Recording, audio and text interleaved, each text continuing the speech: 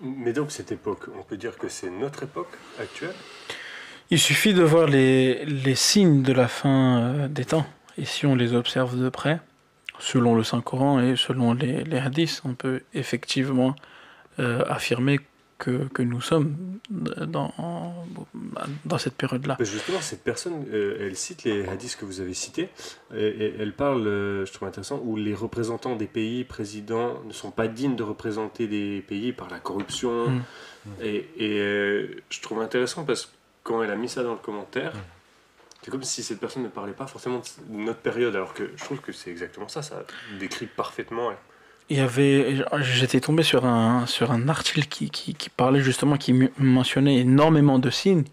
Et je me disais, mais comment on peut douter de cette chose-là? Je vais essayer de le retrouver. Là, je peux pas sur mon ordi, mais. Voilà, quand on remarque justement que la Oumma est divisée et que la droiture a disparu, ça marque le besoin de l'imam.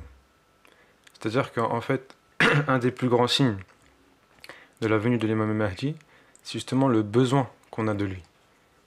Le prophète sallam a dit qu'à chaque siècle, il y aura des réformateurs.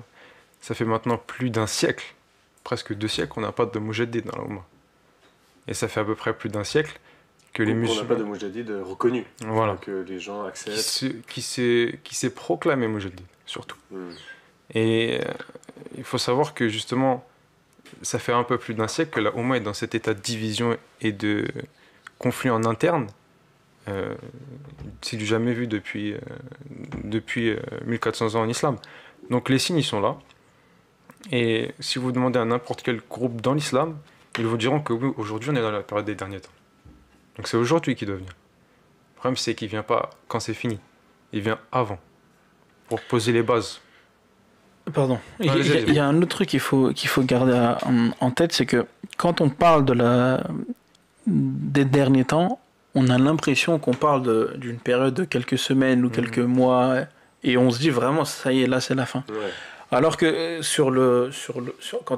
dans sa globalité, quand on regarde la chronologie de l'existence de l'homme, l'homme est apparu sur Terre qu'il y a pas trop longtemps vis-à-vis de la création entière de l'univers entier. Et donc, vis-à-vis de ça, on peut se dire que, certes, on est dans cette période-là, dans la fin des temps, mais que cette période va être une période de 200, 300, 400 ans, 500 ans, 1000 ans même. 1000 ans, c'est rien du tout par rapport à l'existence de l'univers ou la présence de l'homme sur Terre. Donc c'est une chose, en fait, quand on parle des derniers temps, on se dit, bon, ça y est, là, ça va se jouer à quelques semaines. Et c'est à cause et ça, c'est trop peur. La fin des temps, pour moi, c'est un moment. Voilà, exactement. Mais je pense que c'est peut-être la vision aussi qu'on a de l'Apocalypse dans la Bible. Exact. Ça a l'air d'être une bataille finale et puis tout est fini.